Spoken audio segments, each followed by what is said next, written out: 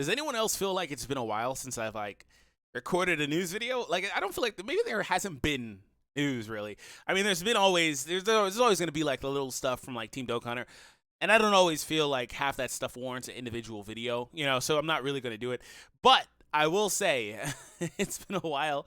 I'm getting back into the flow of things, new stuff going on over here, new life over here. So just getting back into it. But thank you all for tuning in and being subscribed to the channel. If you are new, also consider subscribing. Well, that's all out of order, but thank you all for tuning in. And let's go ahead and jump into what we're going to talk about here. So that being said, I want to say off the bat that we have a lot of stuff, like I said, and this is the brand new missions. I don't know exactly what each does, well, simply because I can't read kanji, but I'm pretty sure Talon will have a full-on video that I'll leave linked down below in the description. Go check out Talon's channel. By the way, help the man get up to 50K. I believe he's about 47, something like that. Anyways, so yeah, this is a full list of missions for the upcoming event, and I'll leave a link down below. You guys can check it out. But I do want to point out that this card here, this is a Gohan card, as you see, but he's an unreleased Gohan card. What I mean by that is he's from a boss event, never really got any exposure, not a real card yet, and I do wonder if they'll actually drop him. It's interesting they're using the art here, but that's not really anything. I mean, they always use arts, and some of the arts they use are unreleased cards that never even are in the game at all, right? So that being said, I remember like they did like an SS3 Goku like a year ago, something like that. He's not in the game, so like stuff like that, they just kind of use art. But nonetheless, this is the card art, if anybody was wondering. It was in the inactive list in DBZ space. I don't believe it's there anymore. Could be mistaken. But you can fight that boss in this event. So there we go. He's just a boss fight event, but nonetheless, it's a thing like this King Kai card is, I guess. So maybe one day. This should be like an Elder Kai or something. I don't know. All right, tangent over. Let's get back to it. So this is really cool to me because this is my favorite part of the series, and we are actually about to jump into a whole lot of Dragon Ball stuff. It's really cool because it's like, wait, they're actually putting respect on Dragon Ball's name? How often does that happen? This has to be kind of experimental to them because we've had, Kid Goku events and stuff like that. We even have, the Dragon Ball banner for the World Tournament where they put all that stuff over there.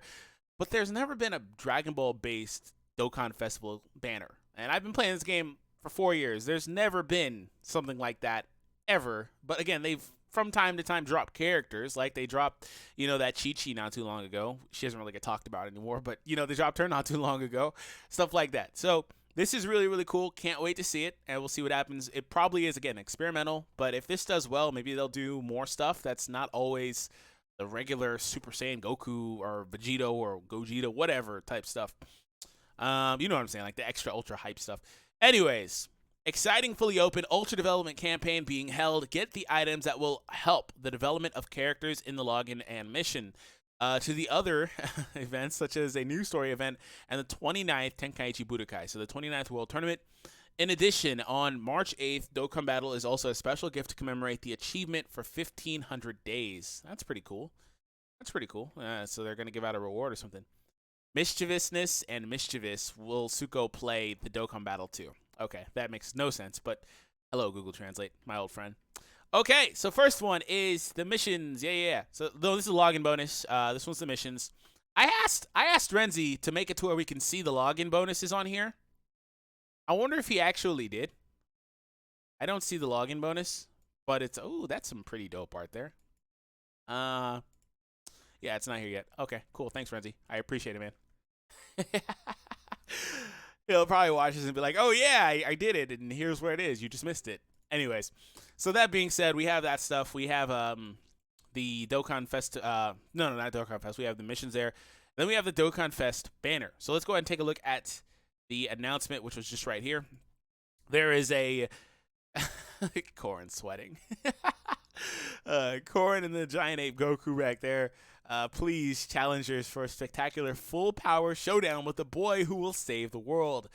Big R for a new Ultra Battle event. Please be forewarned that the content of the event and yada are subject to change, yada yada. So pretty cool. Okay, we'll take that. That's awesome. It's awesome to see. And the thing about Dragon Ball is, because I was kind of talking to a couple people about this on Twitter just now. It's one of those series that kind of starts off a little slow, but when you really get into it, it's really good. It's really, really good, and I think that it's highly underrated or highly underappreciated. And that's fair, because a lot of people only like to see Dragon Ball for Dragon Ball Z, you know what I'm saying? Like, they just want to see the, really massive explosions and all that stuff that doesn't happen in Dragon Ball, for the most part anyway. You know what I'm saying? So, that's fair. But nonetheless, it's still really cool, especially because it's kind of niche in this community. So, as far as Dokkan's concerned. So anyways, we have this Dokkan Fest banner featuring a new King Piccolo. We have Kid Gohan, or Goku, excuse me. Gohan, all over my head right now because I just saw that Gohan card. And then Muten Roshi. We have Jackie Chun back there. That's pretty cool. So we also do get a couple of other things. We have a Hybrid Saiyan category banner. That's interesting. Okay, Hybrid Saiyan category banner. Not bad. I don't know what categories these units are going to lead. Probably like Seekers of the Dragon Balls, yada yada, that type of stuff. They could actually, honestly, one of them could be like an Incredible Adventure type leader. That'd be really cool. But the issue with building a team that's just Dragon Ball stuff, which is what the Incredible Adventure would be, is most of those cards are in the World Tournament banner, which isn't a bad thing in particular because it makes the team fairly free to play. But a lot of them are kind of subpar, right? So it wouldn't be the best. So, and then also, this Jackie Chun's probably gonna have the same name as the other one. So, like, I don't know. Maybe a World Tournament leader. Nah, they wouldn't be a World Tournament. Maybe Jackie Chun, but nah. I don't know. Oh, cool thing about King Piccolo is Namekians. We get that Namekian support. So maybe one day they'll actually make a Namekian category that's actually like usable. So we'll see. Anyways, we'll see what happens. I don't think they're going to be transforming units, though. Like, they don't have the transformation mechanic. I don't think they will because, I mean, well, they're not characters that really transform. So we'll see what happens. Down below, we have the event banner for, look at that Tao Pai Pai right there. We have the event banner. So this is some really dope art. For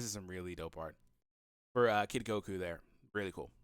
We have Tao Pai Pai, and this is my most hated card in the game right now.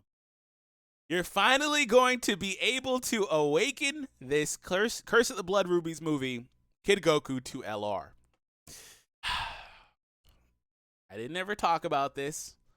I was hopefully optimistic. I think it was Kawhi that said that this was supposed to be a different card. I think what it is they knew there was another card coming, which there is. It's this one.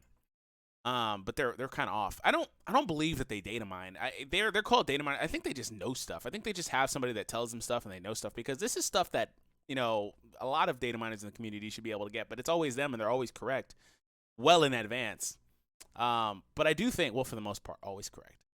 But I do think that, they probably thought that this was going to be another card because there was another card and they weren't going to remove Krillin from the card, which they wound up doing. So the base SSR is just Goku. Krillin is in the TUR, but I don't think his name is in the card at all, actually. It's just Krillin in the art, and then he's in the Super Attack animation. But he's not actually on the card. But Goku does go ahead and pick up Orale for the fight versus Tao Pai Pai. So that's pretty cool. It's my most hated card, though, because this was Krillin's chance, man. Even if he wasn't in the name, he was there in spirit, basically. So, like, this is his chance. But I am optimistic that the banner will bring a new Kid Krillin, hopefully, right? So we'll see. We will definitely see. Let's go down. So, since the World Tournament's coming, you got to have Int Raditz come back. He's coming back. And then the Gohan and Videl duo card. That's actually a really good card. I don't remember what video it was where I finally used them, and I just used them as a link buddy. And I was like, wow, this SSR is really, really good. That one is 100% worth farming. And I never really thought about it. I didn't even give that card a second glance. I farmed it, never even awoken it. So until then. So here we go. This is where we get into some more of the stuff you guys are really here for. EZA. EZAs are good, of course, for all the rewards, the stones, yada, yada. But that's really cool, right? But here's my thing. TEQ Gotenks is EZAing, and I've never really had a problem with units EZAing. In fact, I've been doing my own What If EZA series with Hydros here on the channel, and it's fun. I don't have a problem with it, especially because I expect all of these units to EZA at some point, right? To Extreme Z Awaken. My only issue is, I kind of, and I talked about this on Twitter. If you want to join the conversation, join it there. But my only issue is, I don't really, at some point, all this does is really continue the cycle. It's nice to revive old cards. It's nice to make old cards that maybe, people have rainbowed or whatever better. But it's kind of like a kick in the dick, you know what I'm saying? To make an old card that was obviously, good at a time, but not as good because they made a whole new version, and in this case, physical Gotenks, and then you invest in the newer version, and then they make the old version better. It's the same thing that they always do, though, so it's not like it's anything new, and my only issue with that is if you're going to do that, I don't really see a reason to have limitations on the names. They don't do it in Battlefield, so it's not a problem there to where you can use, the same name character. You can put TEQ and physical Gotenks on the same team, and it's fine. Again, I'm not mad that they're EZAing the Gotenks. I just don't like the process of Extreme Z Awakening because what it does is it makes older units better than the newer units to where you don't use the newer units, and then eventually the newer units will get an EZA too, and then you'll use them again, and then you'll stop using the older units. It's just kind of like a loop that we already have in the game. It's not really doing much other than continuing the same exact cycle, which I guess shouldn't be there. That's just my opinion. If you want to know more about how I feel, because I don't want to spend a lot of time on it, and some of the positives, there's more positives that I mentioned. Feel free to join on Twitter. But nonetheless, though, I'm still going to happily EZA my Gotenks. Again, don't misconstrue it as me being upset about it and it not being good for free-to-play players, yada, yada, whatever. That's not what I'm saying. Anyways, we have the Yosen Goku and Friends event returning. We have the Bio Broly event, whatever, I guess, the Nice Stones, right? Then we have the, there's a whole lot of yadas and whatever's in here, huh? This is what happens when I come back. We have the event for Gotenks and Ghosts, pretty cool card. And we also have the revamp of Gotenks' event. No, wait. Extraordinary Battle event opening up. They're just going to have this event open all the time is what they're saying. That's my mistake. So the Bulma event is back because the World Tournament's back. And speaking of World Tournament, that Goku Black is finally going to be released. He was said to be a World Tournament card a very long time ago. And then they wound up putting his actual card art, his basically his card in the It Goku Black event. And then we're like, oh, yeah, he's probably just going to be that. But they still wound up releasing the card as a World Tournament. So, again, whoever said he was going to be a World Tournament card at some point, that's the type of stuff that's like, that was months in advance. Whoever said that, because that's what it was said to be.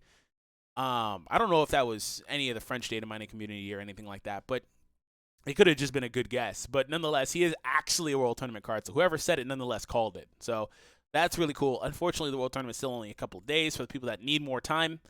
But that's just basically how they do things. And then we have these events coming back again, as always. So thank you all for tuning in. Hope you guys enjoyed today's video. Hit subscribe if you're new for more content. And let me know what you guys think. And I'll catch all of you guys in the next one.